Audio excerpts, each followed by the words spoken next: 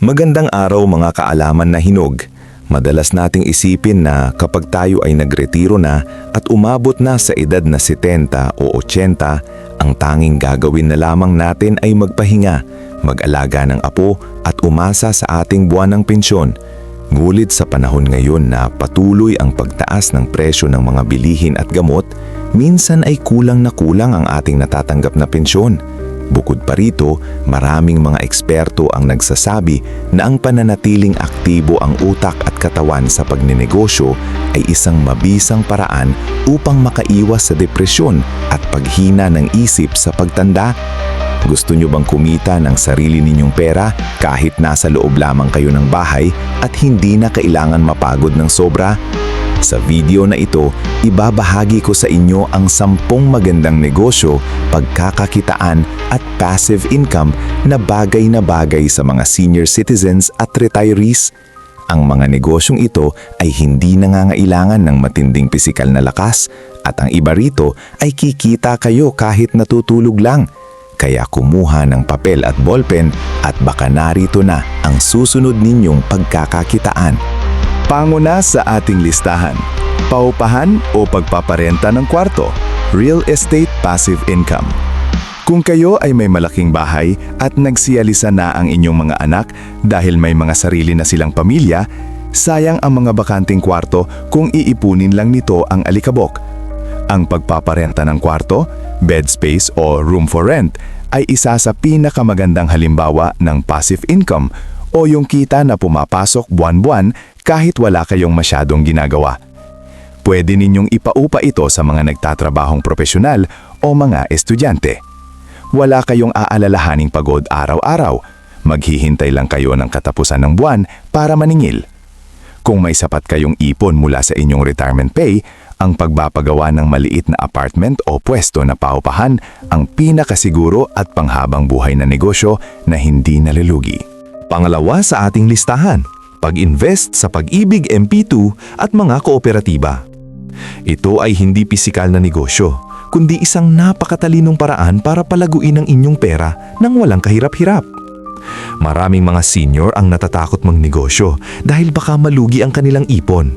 Ang solusyon tiyan ay ang paglalagay ng pera sa mga ligtas na investment ng gobyerno tulad ng Pag-ibig MP2 o Modified Pag-ibig 2 o sa mga subok at lehita sa inyong probinsya. Sa halip na itulog ninyo ang pera ninyo sa ordinaryong bangko na halos walang ibinibigay na interes, dito ay tutubo ang inyong pera ng 5 hanggang 7% kada taon ng walang buwis, tax-free. Ibig sabihin, ang pera ninyo mismo ang nagtatrabaho para sa inyo habang kayo ay nagpapahinga lamang sa bahay. Pangatlo sa ating listahan, sari-sari store at pagbebenta ng bigas. Ito na marahil ang pinakaklasikong negosyo para sa mga nakakatanda. Pero hanggang ngayon ay nananatili itong pinaka-epektibo.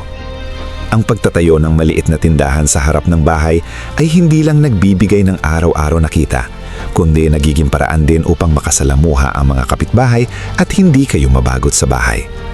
Para hindi masyadang mapagod, huwag nang magbenta ng mga mabibigat na produkto tulad ng mga case ng soft drinks na kailangan buhatin.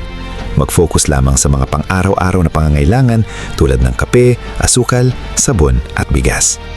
Pwede kayong magpa-deliver sa inyong mga supplier para hindi nyo na kailangan pumunta sa palengke at magbuhat. Pang-apat sa ating listahan, paggawa at pagbebenta ng mga kakanin o lutong bahay. Maraming mga lolo at lola ang may itinatagong mga sikretong lisepa na hinahanap-hanap ng buong pamilya. Kung masarap kayong magluto ng biko, puto, suman, o kaya ay mga ulam na pang-fiesta tulad ng kare-kare at kaldereta, pwede ninyo itong pagkakitaan. Hindi nyo kailangang magtayo ng malaking karinderya. Ang pwede ninyong gawin ay made-to-order o pre-order system. Ibig sabihin, magluluto lamang kayo kapag may nag-order at nagbayad na ng pauna, down payment.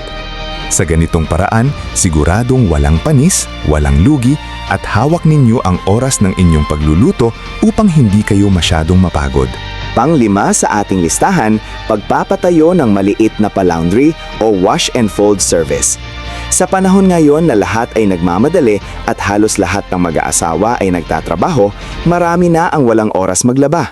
Kung meron kayong dalawang washing machine sa bahay at medyo malawak na sampayan, maaari kayong magbukas ng home-based na pa-laundry. Hindi kayo ang magkukusot, ang makina ang gagawa ng trabaho. Ang inyong papel lamang ay isalangsan ito sa makina, isampay at tiklupin ng maayos kapag tuyo na. Isang napakagaan na negosyo na may patuloy na demand araw-araw dahil ang mga tao ay laging may maruming damit. Baka naman po, total wala naman kinikita ang channel namin, baka po kahit sa pag-like lang po dito sa video at subscribe, okay na po. Maraming salamat po.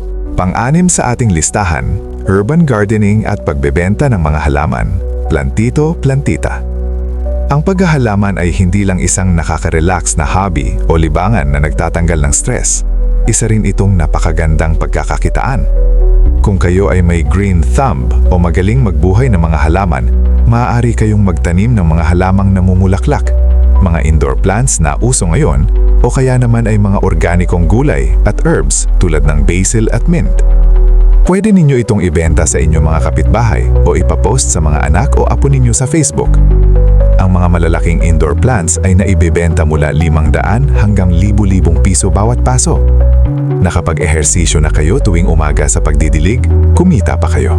Pang-7 sa ating listahan, pag-aalaga at pagbebenta ng mga hayop, pet breeding. Kung mahilig kayo sa mga hayop at may sapat na espasyo sa inyong bakuran, ang pag-aalaga at pagpaparami ng mga hayop ay isang napakagandang negosyo. Hindi natin pinag-uusapan dito ang malalaking babuyan na mabaho at nakakapagod linisin. Maaari kayong mag-alaga ng mga free-range na manok na madaling pakainin at mabilis mangitlog. O kaya naman ay mag-breed ng mga aso o pusa kung kayo ay may sapat na kaalaman dito. Ang pagbebenta ng mga itlog araw-araw o pagbebenta ng mga tuta at kuting paminsan-minsan ay nagbibigay ng malaking dagdag na kita na hindi nangangailangan ng labis na pisikal na trabaho. Pang-8 sa ating listahan, pananahi, pag-crochet at paggawa ng handicrafts. Para sa ating mga lola na malinaw pa ang mata at magaling ang kamay sa pananahi, ito ay isang napakagandang pagkakakitaan habang nakaupo at nanonood ng paborito ninyong teleserye. Ang paggawa ng mga pot holder, basahan, pag-crochet ng mga damit ng sanggol o paggawa ng mga punda ng unan at kurtina ay laging may bumibili. Maraming tao ngayon ang naghahanap ng mga handmade o gawang kamay na produkto dahil alam nilang mas matibay ito kaysa sa mga gawa sa pabrika. Pwede nyo rin tanggapin ang pagre-repair o pag-aayos ng mga sirang damit ng inyong mga kapitbahay. Pang-9 sa ating listahan, pagiging consultant o tutor gamit ang dating propesyon. Ang pagre-retiro ay hindi nangahulugan na burado na ang lahat ng inyong kaalaman. Kayo ay may ilang dekada ng karanasan na wala ang mga kabataan ngayon. Kung kayo ay dating guro, maaari kayong mag-alok ng tutorial services para sa mga bata sa inyong lugar pagkatapos ng klase nila. Kung kayo ay dating accountant o bookkeeper, maraming maliliit na negosyo, sari-sari store o karinderya ng kapitbahay ang nangamilangan ng bulong para mag-ayos ng kanilang mga resibo at listahan. Binabayaran ang inyong payo at karanasan at hindi nyo kailangan ng anumang pisikal na puhunan kundi ang inyong napakatalinong isipan. At ang pang-10 sa ating listahan, online selling o reselling gamit ang cellphone. Huwag ninyong isipin na para sa mga kabataan lang ang internet. Napakaraming mga senior citizens ngayon ang nakakasabay na sa Facebook at TikTok. Ang maganda sa reselling o dropshipping, hindi ninyo kailangang bumili ng napakaraming produkto para i-stock sa bahay. Maaari kayong makipag-ugnayan sa isang supplier ng damit, sapatos o gamit sa bahay at ang gagawin nyo lang ay ipopost ang mga litrato nito sa inyong Facebook account. Kapag may bumili mula sa inyong mga kumare o kumpare, doon lang kayo o-order at papatungan nyo ng konting tubo. Cellphone lang ang puhunan at pwede nyo itong gawin kahit nakahiga kayo. Mga kaalaman na hinog. Ang pagtanda ay hindi isang limitasyon upang tumigil tayo sa pag-unlad at pag-asenso. Katunayan, mas marami tayong oras ngayon, mas malawak ang ating karanasan, at mas marunong na tayong mag-ipon kumpara noong tayo ay mga bata pa. Ang pagpasok sa mga maliliit na negosyo ay hindi lang nagpapalago ng ating pera upang hindi tayo maging pabigat sa ating mga anak, kundi nagbibigay din ito ng saya, sigla at direksyon sa ating buhay araw-araw. Kung kayo ay may balak magnegosyo, magsimula lamang sa maliit at piliin ang bagay na gustong-gusto ninyong ginagawa para hindi ninyo ito maramdamang trabaho.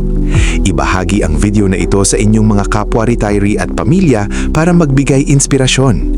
Maraming salamat po sa inyong suporta at pagpalain po tayong lahat ng may kapal.